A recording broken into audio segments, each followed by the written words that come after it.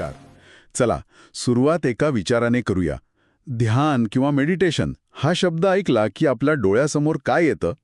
साधारणपणे एक शांत जागा, कोणीतरी डोळे मिटून बसलेला आहे. बरोबर, एकाच जागी बसलेली व्यक्ती. पण आज आपण ज्या स्रोतांवर चर्चा करणार आहोत त्यानुसार ध्यानाचा एक वेगळा म्हणजे चालता बोलता प्रकार पण आहे. अगदी बरोबर.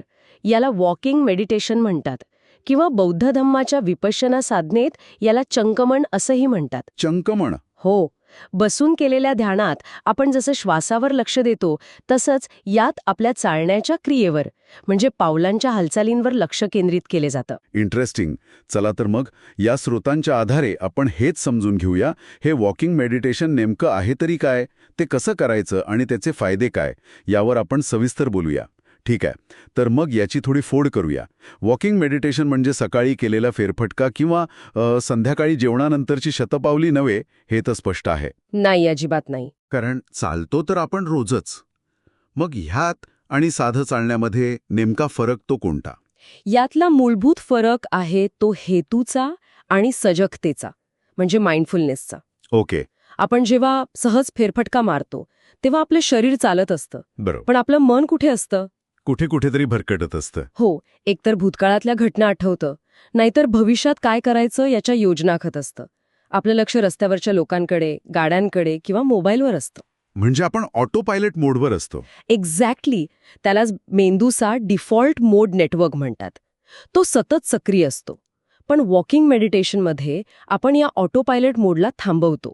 अच्छा. हा व्यायाम नाहीये किंवा कुठेतरी पोहोचण्याची घाई नाहीये. हा शरीराच्या हालचालींबद्दल, विशेषतः चालण्याच्या क्रियेबद्दल पूर्णपणे जागरूक राहण्याचा एक सराव आहे.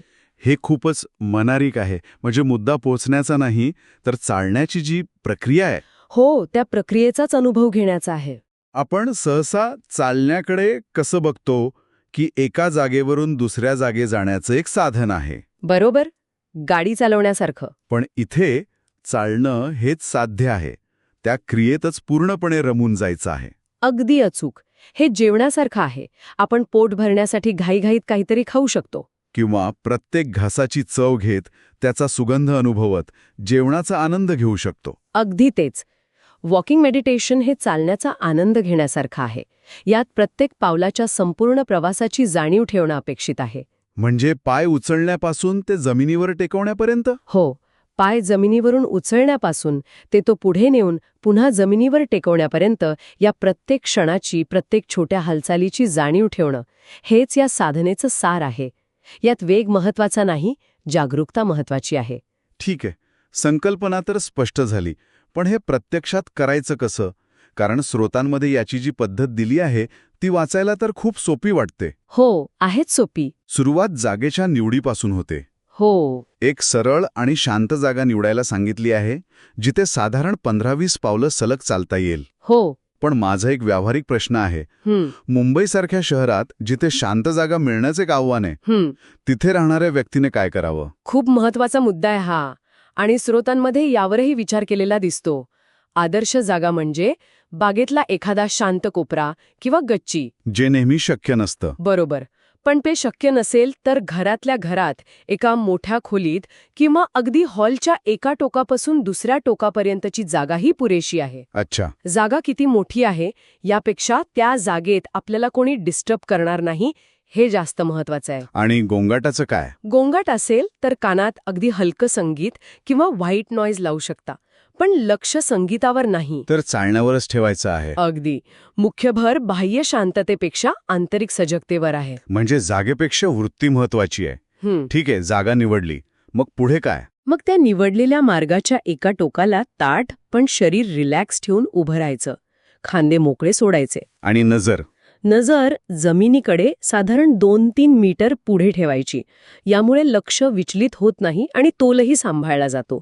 डोळे उघडे ठेवायचे आहेत. बरं. काही क्षण फक्त उभं राहून शरीराचं वजन पायांवर कसं येतंय, जमिनीचा पायांना होणारा स्पर्श हे अनुभवायचं. स्वतःला स्थिर आणि शांत अवस्थेत आणायचं. आणि मग खरी प्रक्रिया सुरू होते. अगदी हळू सावकाश चालायला सुरुवात करायची. हो, इथेच सजगतेचा खरा भाग येतो. स्रोतानुसार चालण्याच्या एका पूर्ण क्रियेला 4 भागांमध्ये विभागून त्यावर लक्ष केंद्रित करायला सांगितलंय. हो, आणि ही विभागणी सुरुवातीला खूपच मदत करते. कारण आपलं मंकी माइंड म्हणजे सतत उड्या मारणारं मन, त्याला एका जागी बांधून ठेवण्यासाठी एक अँकर लागतो. एक निश्चित बिंदू. बरोबर. एकाच वेळी संपूर्ण शरीरावर लक्ष देण्याऐवजी ही 4 भागांतील विभागणी मनाला एक स्पष्ट सूचना देते. आणि ते 4 भाग कोणते आहेत? एक पाय जमिनीवरून उचलताना, लिफ्टिंग. या क्षणी फक्त पाय उचलण्याच्या क्रियेवर आणि त्यात लागणाऱ्या स्नायूंच्या हालचालीवर लक्ष द्यायचं. Okay, lifting. 2. तो उचललेला पाय पुढे नेताना, मूव्हिंग. हवेतून पाय पुढे कसा जातोय, त्याची गती, त्याचा हवेतला प्रवास याची जाणीव ठेवायची. मूव्हिंग. 3. पाय पुन्हा जमिनीवर टेकवताना, प्लेसिंग. तो हळूवारपणे खाली कसा येतोय, आधी टाच टेकते की चवडा, यावर लक्ष द्यायचं. प्लेसिंग. आणि 4. शेवटी पायाचा तळवा आणि जमिनीचा होणारा स्पर्श अनुभवणं. तो स्पर्श थंड आहे, गरम आहे, खरखरीत आहे की गुळगुळीत, याची जाणीव ठेवायची. हे ऐकल्यावर मला थोडं मेकॅनिकल किंवा यांत्रिक वाटते. उचलणं, नेणं, टेकवणं असं प्रत्येक पावलाचं विश्लेषण करत राहिल्याने चालण्यातली जी एक सहजता आहे, तो नैसर्गिकपणा आहे, तो हरून जाण्याचा धोका नाही का? बरोबर आहे तुमचा मुद्दा. असं वाटू शकतं की आपण एखाद्या रोबोटसारखं चालण्याचं विश्लेषण करतोय, ध्यान करण्याऐवजी. हो, आणि सुरुवातीला अनेक साधकांना असंच वाटतं. पण याकडे ट्रेनिंग व्हील्स म्हणून बघायला हवं. सायकल शिकताना लावतात तसे. एक्झॅक्टली. जसं सायकल शिकताना सुरुवातीला छोटे चाक लावतात, तसंच हे आहे. आपलं मन इतकं भटकायला सरावलेलं असतं की त्याला थेट सहजतेने सजग राहा असं सांगितलं तर ते शक्य होत नाही. अच्छा. हे 4 टप्पे म्हणजे मनाला दिलेला एक व्यायाम आहे. एकदा का मनाला प्रत्येक क्षणात राहायची सवय लागली की मग ही विभागणी आपोआप गळून पडते. म्हणजे मग ते शब्द मनातल्या मनात म्हणायची गरज नाही. नाही. मग उचलणं, नेणं, टेकवणं हे शब्द न म्हणताही त्या संपूर्ण क्रियेची एक सलग जाणीव राहू लागते. तोच सहजपणा आहे. तेव्हा तुम्ही चालण्याचं विश्लेषण करत नाहीत, तर चालण्याचा अनुभव घेत असता. अगदी. आणि रस्त्याच्या दुसऱ्या टोकाला पोहोचल्यावर काय करायचं? तिथे पोचल्यावर थांबायचं. घाईत वळायचं नाही. काही क्षण थांबून शरीराच्या स्थिरतेची जाणीव ठेवायची. मग अत्यंत सावकाशपणे सजगतेने वळायचं आणि पुन्हा हीच प्रक्रिया करत परत यायचं. हां, सावकाशपणा खूप महत्वाचा दिसतोय. खूपच. आपण रोजच्या आयुष्यात इतक्या घाईत असतो की इतकं सावकाश चालणं सुरुवातीला विचित्र, अगदी फ्रस्ट्रेटिंग वाटू शकतं. पण तिथेच खरी परीक्षा आहे. आणि मन भरकटलं तर? कारण ते तर होणारच आहे. चालता चालता ऑफिसचा विचार, घरची चिंता मनात येणारच. नक्कीच येणार. आणि स्रोतांमधली सर्वात महत्वाची गोष्ट हीच आहे की मन भटकणं ही समस्या नाहीये. तो मनाचा स्वभाव आहे. बरोबर, तो त्याचा स्वभाव आहे. जेव्हा लक्षात येईल की मन भरकटलं आहे, तेव्हा स्वतःला दोष न देता किंवा चिडचिड न करता अगदी सहजपणे आणि प्रेमाने आपलं लक्ष पुन्हा पायांच्या हालचालींवर आणायचं. म्हणजे स्वतःशी कठोर व्हायचं नाही. अजिबात नाही. अरे, माझं लक्ष विचारांवर गेलं होतं, ठीक आहे, आता मी ते परत आणतेय. हाच खरा सराव आहे. ध्यानाचा उद्देश विचार थांबवणं नाही, तर विचारांमध्ये वाहत न जाता त्यांच्याकडे साक्षीभावाने पाहता येणं आणि आपलं लक्ष पुन्हा मूळ ठिकाणी आणता येणं हा आहे. ठीक आहे, पद्धत तर समजली, पण खरं सांगायचं तर हे ऐकायला खूपच सावकाश आणि कदाचित थोडं कंटाळवाणं वाटू शकतं. मला खात्री आहे की अनेक श्रोत्यांना प्रश्न पडला असेल की एवढा वेळ आणि कष्ट घालून यातून नेमकं साधायचं काय? व्हॉट्स द रिअल पे ऑफ? नक्कीच. हा प्रश्न स्वाभाविक आहे. याचे नेमके फायदे काय आहेत? फायदे खूप ठोस आणि व्यावहारिक आहेत. पहिला आणि महत्वाचा फायदा म्हणजे जागरूकता आणि उत्साह. अनेक लोकांना, अगदी मला सुद्धा सुरुवातीला बसून ध्यान करताना एक अडचण यायची. झोप येण्याची? हो. झोप किंवा आळस येणं, शरीर स्थिर असल्याने मन सुस्त होऊ शकतं.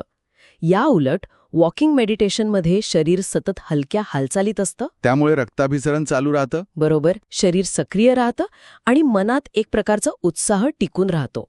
त्यामुळे ज्यांना बसून ध्यान करणं जमत नाही, त्यांच्यासाठी हा एक उत्तम पर्याय आहे. आणि एकाग्रतेबद्दल काय? मला वाटतं हा खूप मोठा फायदा असावा, कारण आपण चालण्याच्या इतक्या छोट्या छोट्या क्रियांवर लक्ष ठेवतो. त्यामुळे मनाला इतरत्र भटकायला वावच मिळत नाही. डोक्यात सतत सुरू असलेल्या विचारांची गर्दी कमी होते. आणि याचे काही शारीरिक फायदे सुद्धा आहेत, असं स्रोतांमध्ये म्हटलंय. हो. एक म्हणजे अशा प्रकारच्या सावकाश आणि सजग चालण्याने पचनक्रिया सुधारते. अच्छा, ते कसं? स्रोतांमध्ये यामागे एक शास्त्रीय कारण दिलं आहे. जेव्हा आपण सजगपणे चालतो तेव्हा आपलं शरीर पॅरासिम्पॅथेटिक नर्वस सिस्टम सक्रिय करतं, ज्याला रेस्ट अँड डायजेस्ट मोड म्हणतात. Rest and digest. हो, धावपळीच्या आयुष्यात आपण सतत सिम्पॅथेटिक नर्वस सिस्टमच्या फाईट ऑर फ्लाईट मोडमध्ये असतो, जे पचनासाठी अत्यंत वाईट आहे. म्हणजे आपलं शरीर सतत तणावाखाली असतं. अगदी. हे चालणं म्हणजे अक्षरशः आपल्या पचन संस्थेला शांत रहा, आता काम करण्याची वेळ आहे, असा सिग्नल देण्यासारखा आहे. वाव, हे खूपच मननारिक आहे. म्हणजे हा फक्त मानसिक व्यायाम नाही, तर तो आपल्या नर्वस सिस्टमला थेट प्रभावित करतो. हो, आणि दुसरा एक खूप मोठा फायदा, जो आपल्या धावपळीच्या इन्स्टंट ग्रॅटिफिकेशनच्या जगात खूप गरजेचा आहे. तो म्हणजे संयम, पेशन्स. एक्झॅक्टली, संयम वाढतो. श्रोतांमध्ये एक सुंदर मुद्दा मांडला आहे. आपला मेंदू घाईसाठी वायर्ड झालेला असतो. एकाच वेळी अनेक कामं करून त्याला डोपामिनचं बक्षीस मिळतं. सतत काहीतरी स्टिम्युलेशन हवं असतं. बरोबर. पण जेव्हा आपण मुद्दामून वेग कमी करतो, चालण्यासारख्या साध्या क्रियेसाठी वेळ देतो, तेव्हा आपण मेंदूच्या या ऑटो पायलट मोडला आव्हान देतो. It's like neural circuit training for patience. मेंदूला नवीन शांत मार्ग वापरायला शिकवण्यासारखं. हो, सुरुवातीला जी चिडचिड होते ती याच प्रतिकारातून येते, पण सरावाने हा नवीन मार्ग अधिक सोपा वाटू लागतो आणि त्याचा परिणाम आपल्या दैनंदिन जीवनात दिसतो. ट्रॅफिकमध्ये अडकल्यावर किंवा रांगेत उभा राहिल्यावर येणारी बेचैनी कमी होते. थोडक्यात सांगायचं तर हे फक्त मानसिक शांततेसाठी नाही, तर शारीरिक आरोग्यासाठी आणि अगदी आपलं व्यक्तिमत्व घडवण्यासाठीही फायदेशीर आहे. जागरूकता, एकाग्रता, सुधारित पचनक्रिया आणि संयम ही यादी खूप प्रभावी आहे. तर आजच्या चर्चेतून आपण वॉकिंग मेडिटेशन किंवा चंखमण याबद्दल खूप काही शिकलो. हे फक्त चालणं नाही, तर एक प्रकारची गतिमान सजगता आहे. Dynamic mindfulness. बरोबर. यात चालण्याच्या प्रत्येक क्रियेबद्दल, पाय उचलणे, पुढे नेणे आणि जमिनीवर टेकवणे याबद्दल जागरूक राहून आपण मन आणि शरीर दोन्हीसाठी अनेक फायदे मिळवू शकतो. आणि हे कुठेही करता येऊ शकतं. हो, हे एक असं ध्यान आहे जे जागेच्या आणि वेळेच्या मर्यादा ओलांडून कुठेही करता येऊ शकतं. यातून एक महत्वाचा विचार पुढे येतो असं मला वाटतं. कोणता? जर चालण्यासारख्या एका सामान्य, रोजच्या, अगदी आपोआप होणाऱ्या क्रियेमध्ये आपण इतकी सजगता आणि जागरूकता आणू शकत असू, तर विचार करा. आपल्या दैनंदिन जीवनातील इतर कामांबद्दल. हो, इतर सामान्य कामांमध्ये जर आपण हीच सजगता आणली तर काय होईल? स्रोतांमध्ये याला इनफॉर्मल प्रॅक्टिस म्हटलं आहे. जसे की सकाळी चहा पिताना. अगदी. फक्त चहा पिणे, मोबाईल न बघता, टीव्ही न लावता, फक्त चहाचा कप हाताला कसा वाटतोय, चहाचा सुगंध, त्याचा प्रत्येक घोट अनुभवणं. किंवा साधी भांडी घासताना. हो, पाण्याचा स्पर्श, साबणाचा फेस, भांड्यांचा आवाज यावर लक्ष केंद्रित करणं.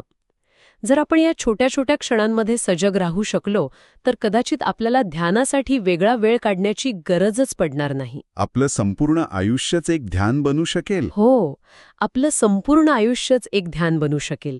हा विचार करण्यासारखा मुद्दा आहे.